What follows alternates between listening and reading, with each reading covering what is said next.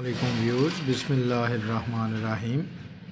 آج ہم اردو گرامر کا سبق جو ہے حرف جار وہ پڑھ رہے ہیں، تو آئیے دیکھتے ہیں حرف جار کیا ہوتا ہے۔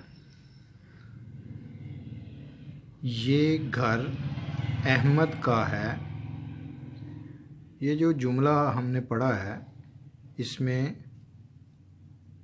گھر اور احمد یہ استعمال ہوئے ہیں، دو اسم، اور اس جملے میں حرف ہے کا۔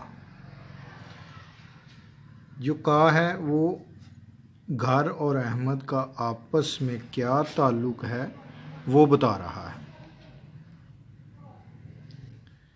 کا، کے، پر،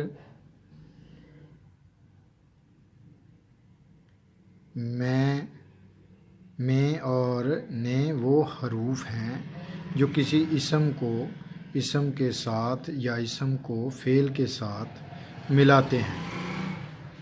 نیچے کچھ جملے دیے گئے ہیں، ان جملوں کو کا، کے، پر، میں اور نے لگا کر مکمل کریں۔ آئیے دیکھتے ہیں یہ جملے۔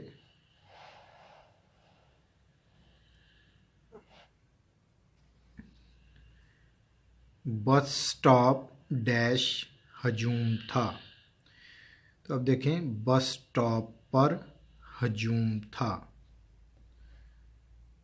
برتن الماری ڈیش اندر تھے۔ برتن الماری کے اندر تھے۔ مچھلیاں پانی ڈیش تیر رہی ہیں۔ مچھلیاں پانی میں تیر رہی ہیں۔ آمنہ ڈیش کھیر پکائی۔ آمنہ نے کھیر پکائی۔